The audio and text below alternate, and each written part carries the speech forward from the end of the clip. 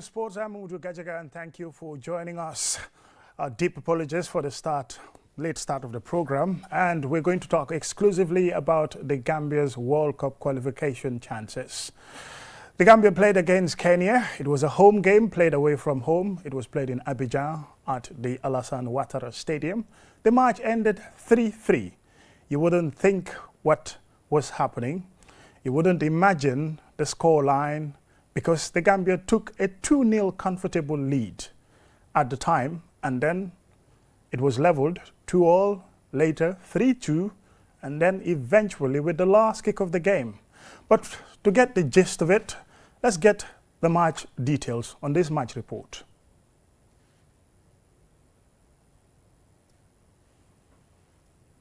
Yeah, frustrated is not the word. I think furious, angry is the word. We can't play like that, and the boys know it. I'm not going to say anything here that I haven't already said to the players in the dressing room, but I think the Kenyan coach called it correctly. This trailing encounter, played in Abidjan due to the ban on the Independence Stadium, saw the Gambia take a comfortable 2-0 lead through goals from Musa Barrow and Yankuba Minte. However, Kenya fought back to level the scores, only for Barrow to complete his brace and put the Gambia ahead 3-2. In a dramatic turn of events, William Wilson salvaged a point for the East Africans with the last kick of the game in the dying seconds. Despite a penalty saved in the first half, Musa Barrow's earlier performance was standout, but ultimately both sides shared the spoils in this Group F World Cup qualifier. The Match Day 5 contest got off to a slow start, with both teams struggling to find pace, maintain sustained ball control, and execute precise passing, which limited goal-scoring opportunities. However, the second half began at a much faster tempo, with both sides pushing forward. Scorpions coach Jonathan McKinstry was left furious with the goals his team conceded. Yeah, frustrated is not the word. I think furious, angry is the word.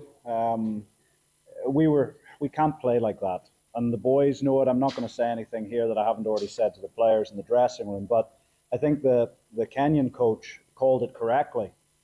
Kenya created 2 good chances in the game, and they didn't score either of them. Their 3 goals come from us giving it to them. The penalty, and I know, yes, maybe it's a little bit soft, but we're messing around with the ball. At 2-0 up, we're playing short passes on the edge of our penalty area under a huge pressure from a team who have nothing to lose. Despite the draw, Kenya emerged as the happier side, thanks to a late equalizer that salvaged a point in a match that seemed beyond their reach. The Harambee Stars showed remarkable resilience, finding a way to stage a comeback after trailing 3-2. The dramatic finish capped off a trailing encounter under the guidance of former South African international Benny McCarthy. A draw doesn't help either us or Gambia, but I would take it since it is my first game in charge after being national team Kenya only a couple of days. So happy with the point, happy with what I've seen, and lots to progress, lots to improve on this. But the positivity that I've seen today, I think, gives me a bit of hope that, another day or 2 training sessions that we can squeeze in until the next big game against Gabon. This draw leaves the Gambia still occupying second from bottom in Group F with 4 points from 5 matches played. Kenya sits in 4th with 6 points, having played the same number of games. Gabon, who have played 1 more game than second place Ivory Coast and third place Burundi, are at the top of the table with 12 points after 5 matches. Seychelles remain at the bottom without a point from 5 matches. With 5 more games to go, the race for qualification remains wide open. Remains wide open, as the end of the report says, and that table has changed again. The standings now, it is Cote d'Ivoire who are top of the table. They have 13 points from 5 matches, and Gabon closely followed in second place on 12 points. And you have a little known Burundi, but not little in this group, because they are above the Gambia, they are above Kenya, and also they are above Seychelles, have 7 points. While Kenya, who occupy the 4th spot in the group, have 6 points, Gambia 4 points after 5 matches, and like I said there, Seychelles yet to collect a point after 5 matches. Joining me in the studio is journalist Seh Tijan Gay, has been following the Gambia national team, have watched the game. Seh, how did you receive that last goal that we conceded? Yes, good morning, Gajagan. Good morning to all your listeners. It was quite heart-wrenching. It was difficult for anybody to accept. But then I was having my iftar. I had to place my phone right next to my food. And then at one point of time, it was very difficult to even continue eating. It was the heart of the fan that was talking. But looking at the game, I think it was a game that we could have won easily. I think there are a lot of positives we can take away from the game. We were dominant in some phases of the game. We crafted, let's say, the better chances. We've seen some great individual performances, but the frailties, I think, outweighs the good things, because football is result-oriented.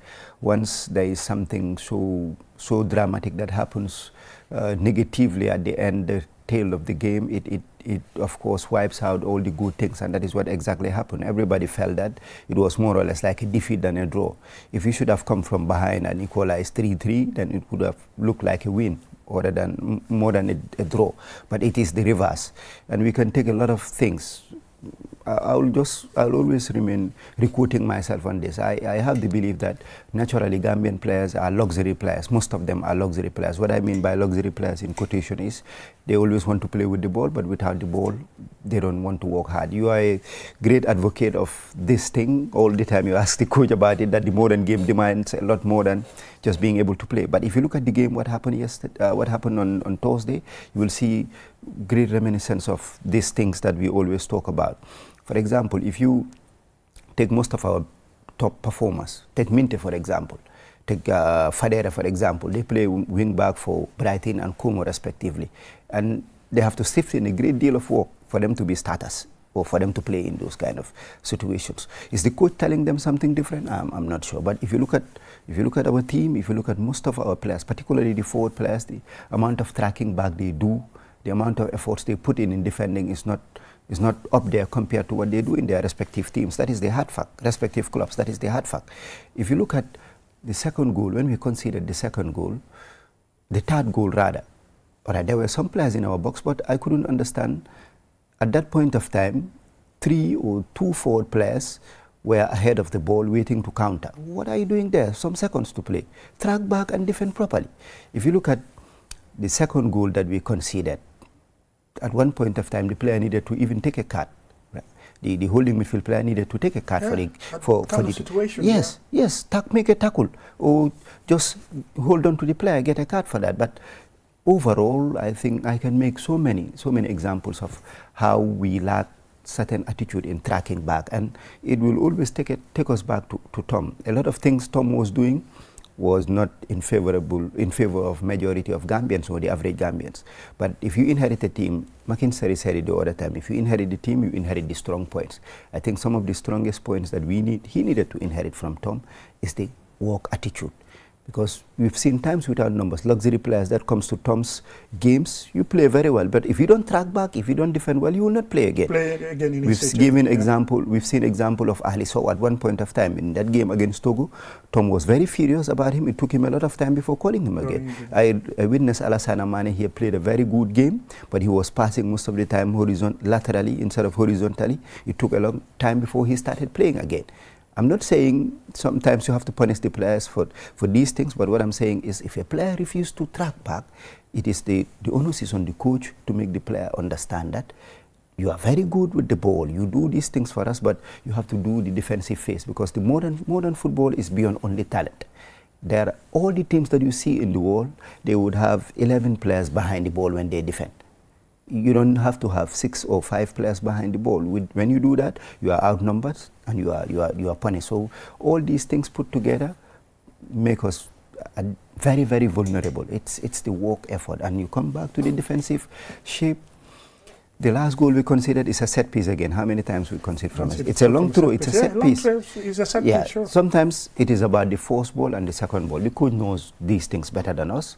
But if you work on them and then you come to the field and then at the end of the day, people do not take certain details that you ask them to do or do certain details that you ask them to do, it becomes a problem. I'm nowhere near bashing the players, but I'm talking about the reality. If we have to progress as a nation, particularly minnows in football, we have to outwork the opponent.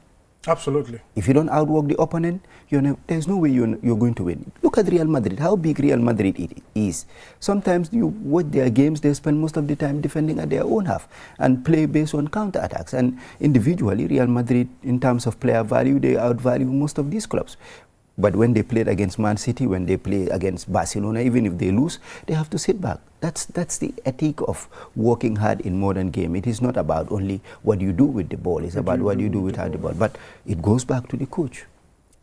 Absolutely. He would have to shoulder the blame for the reason why the team faltered on that day. Yeah, he has 26 seconds more, and then you can't defend it. For me, what I see most of the time at professional level, at the highest level of football, if a team is leading by a goal, towards the end of the game, they keep possession. They waste time. They use delaying tactics to kill the time. Newcastle United did it against Liverpool, yes. Taking the ball to their corner and then play short, silky passes, and all of a sudden you win fouls, and then the ball goes to a corner or a throw kick repeatedly. So yes, when these things do not go your way, all these details emerge. If it goes your way, all these details will not emerge. We are here to talk about things. We are here to make a reflection, and that is our job. But looking at it overall, so many people would blame the coach on certain substitutions that he has made. I'm not going to individualize players and all, but at one point of time in games, you need to bring in players not to participate in the glory, but to bring in players to see through the game. I can understand 64th minute when you just scored a second goal, and then you need to manage the game to see the reaction of the opponent, whether they are going to come back immediately or whether you are going to, of course, quell down their attempt to gain back possession or to score another goal. And then you immediately make 2 substitutions. And at that point of time, we were on the ascendancy. I think what was much more wise is to go up to 70, 74th minute, 75th minute and look at substitutions that would come and kill the job. Players that would, at the end of the day, nick in tackles here and there. Players that would, at the end of the day, be able to have the pace to out-maneuver the opponent, or players that are very good on delaying tactics. More importantly, if you look at the Kenyan, their size, physicality, they are ahead of us. At one point of time, we made substitutions whereby those that were coming out in terms of physicality had more physical attributes than those that were coming in, and we needed height. So if you look at all these things put into context, I'm pretty sure the coach would look at all these things and say, I would shoulder this blame and I would make these amendments. But as I said, when he came on, everybody gave him, of course, a huge lift in terms of supporting him, in terms of adhering to what he was saying, looking at what he has to bring. And at this point of time, I'm pretty sure the honeymoon is going to be pretty over from fans, from everybody, because he was just arriving. We needed to see what he has to bring. And a lot of things that he has brought, of course, are positives. But there are certain games, if you have them right at your fingertips and you let them slip, it drains down the confidence of the players, the fans, the pundits, the journalists, and then at the end of the day, naturally there would be reaction, because every other Gambian would be telling you, okay, probably we cannot qualify to the next World Cup. But in a game where you were leading 2-0, in a game where you had the better chances, in a game whereby, in terms of certain players, your players are at a higher level or at a higher pedigree than the opponent, and then you had the game on your hand, whiskers away from winning it, and then you let it slip, it drains down everybody. So these reactions are natural, but as usual, let's take some of the positives and avoid these repeated errors. Avoid repeated defensive frailties. And talking about those repeated errors, let's go quickly back to the goal highlights, the Gambia versus Kenya goal highlights, and look at some of the goals, how we conceded, and some of the goals that we scored. Of course, the one that Musa Barrow scored was fantastic. Let's look at the goal highlights.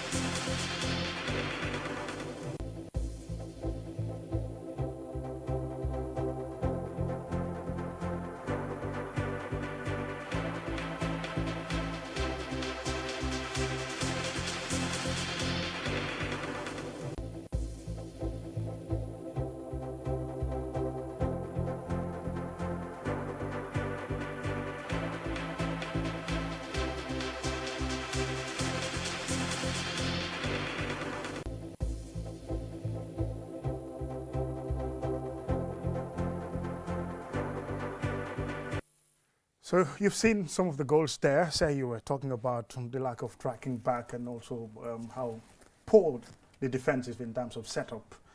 Somebody not tackling there. You see some of those highlights. And for the penalty, yes, Benny McCarthy talks about probably maybe soft penalty. Maybe he didn't see it well, possibly because the referee gave it.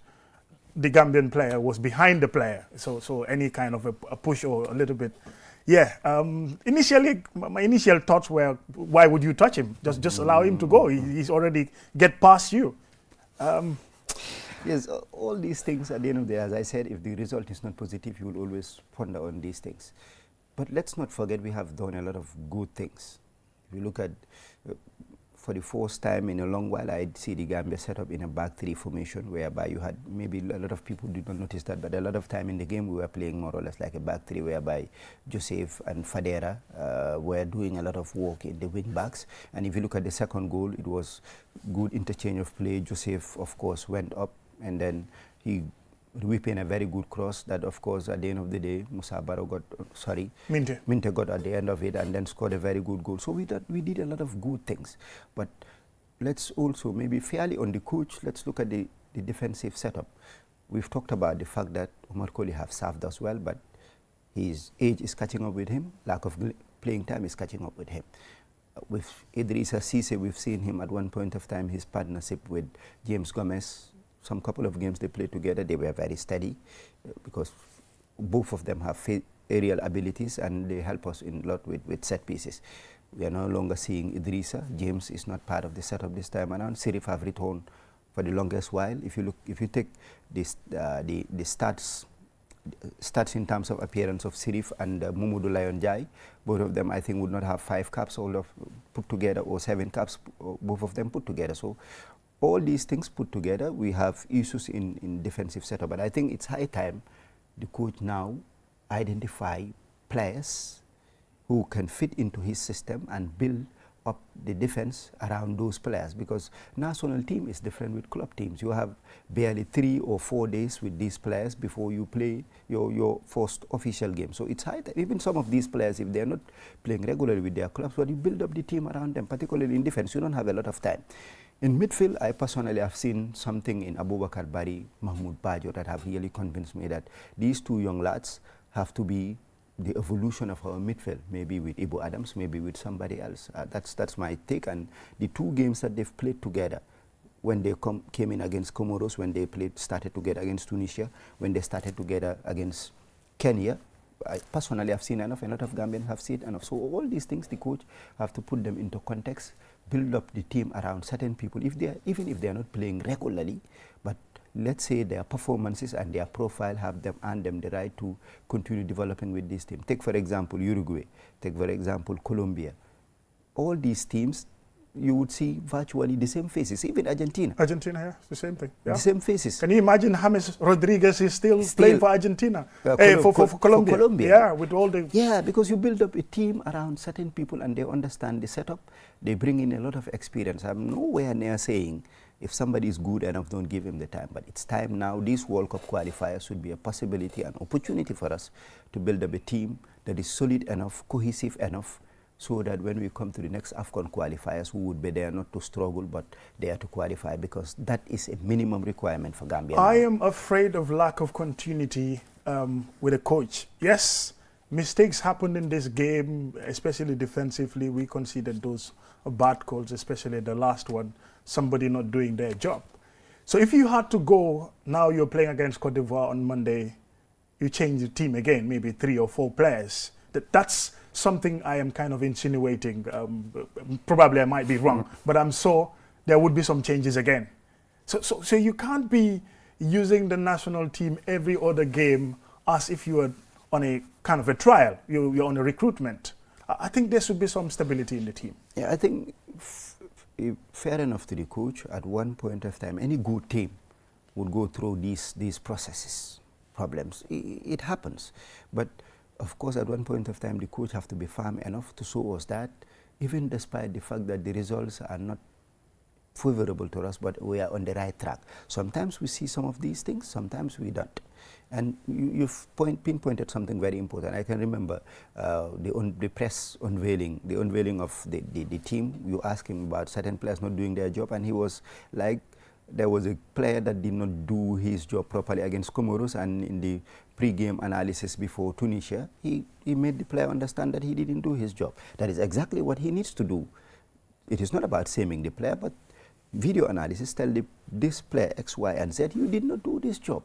So maybe some personnel would be changed, but I think it's about entirely the work effort that is sifted in by players. You cannot have a team as big as Cote d'Ivoire in pedigree, in everything. You play against them, and then we have some players that are luxury players. We should have all our 11 players that are working hard. That is minimum requirement.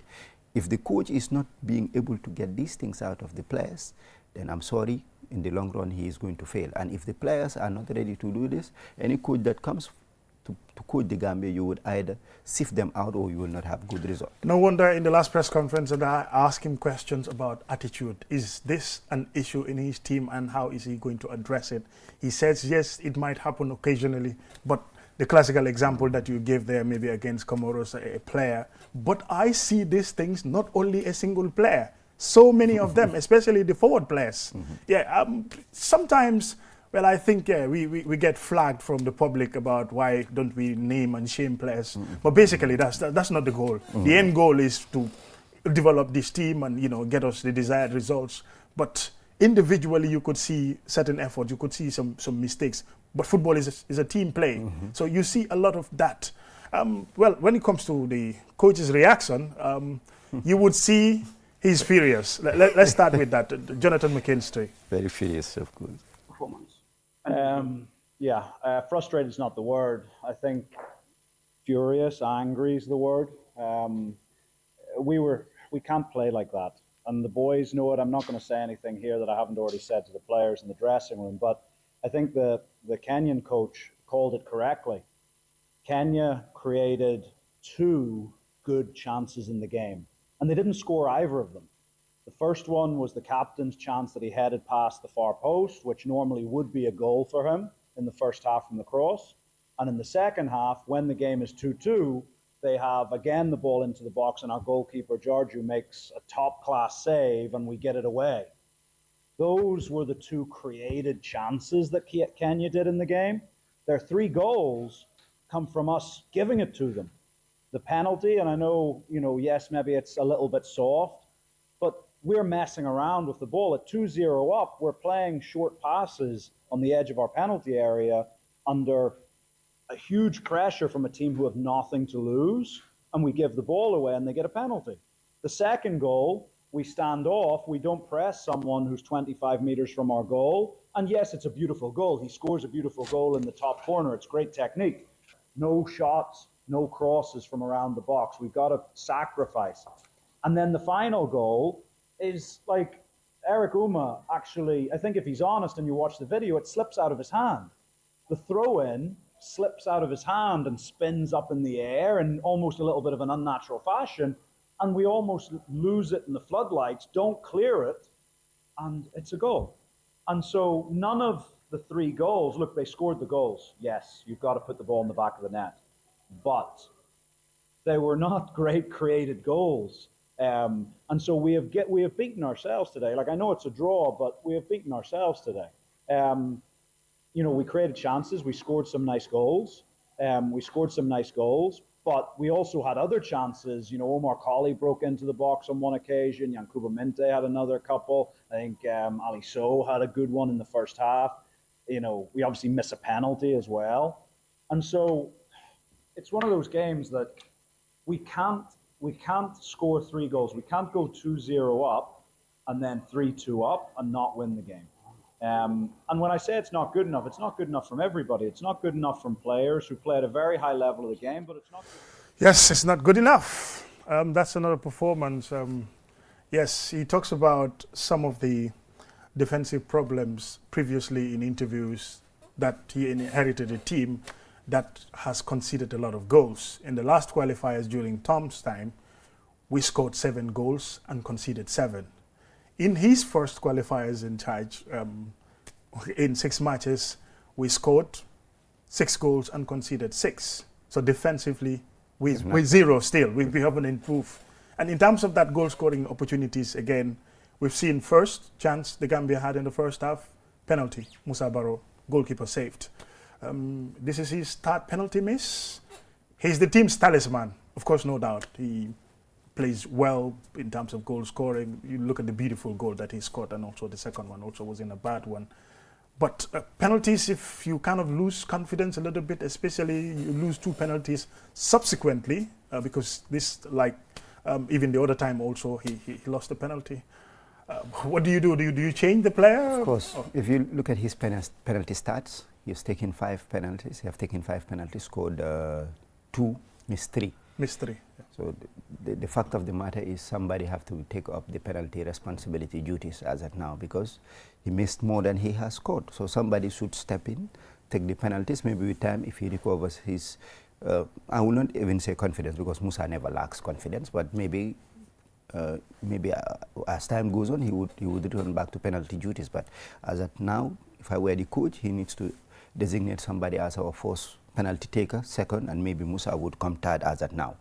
And talking about a reflection on what he said, on the defensive frailties that we've been showing, if you look at the attitude and the footballing philosophy, let me say the footballing philosophy of the coach, we are going to be always exposed to conceding goals, because how we play. But at the end of the day, if you are on top of certain games, if you score certain goals, if you are 2-0 ahead, if you are 3-0 ahead, my friend, you have to defend the goals. No, absolutely. You have to Every defend team does it. Yes. You gave classical examples of Real Madrid defending against a particular team, yeah, because how good that team is. Of course. How good that team is good in pressing.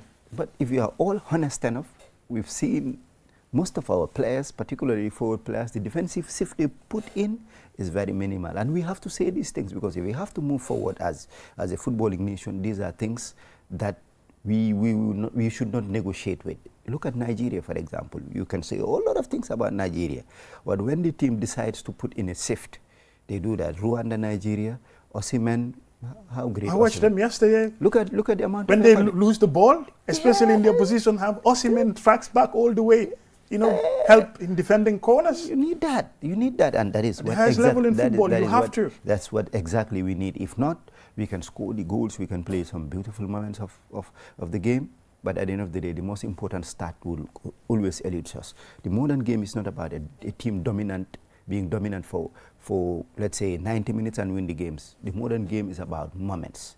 Even Pep Guardiola himself, with all his tiki-taka, now if you look at his footballing philosophy, is a little bit shifting about being more pragmatic. Football is about being more pragmatic. The most successful team in Champions League and the world is Real Madrid. And Real Madrid always take their moments. It is about moments.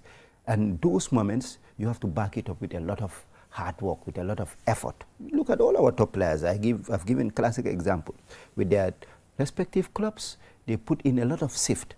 So if we are to progress as a nation, we have to do that. Tom have put in a lot of efforts with that. Maybe at one point of time it was a conflict between matching the effort, the defensive solidity with fluency of our game. He wasn't able to do that. Now we have Tom, we have McIntyre. McIntyre should be able to match these two.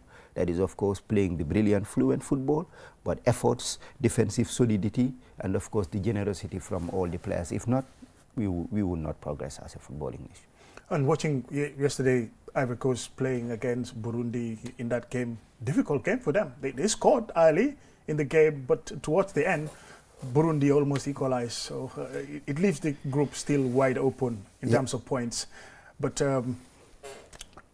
finally, do you think we have any chance in under 30 seconds? Yeah, I remember the last time I was here, I said that Korka wasn't happy with me, and I still stand by that. It is going to be very difficult, because if you look at the trajectory that we are going, the developmental phase, these are things that would happen.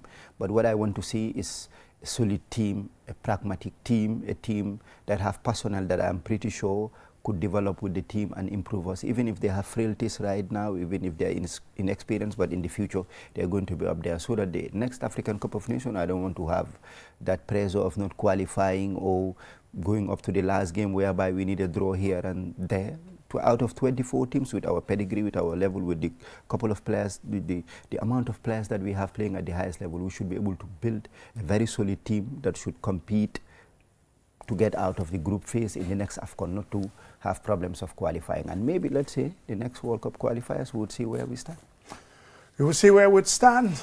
The Gambia World Cup qualifiers still open, but it appears it has almost completely slipped in our hands after that Kenya 3-3 draw, which feels like a defeat. That's it for Qsports.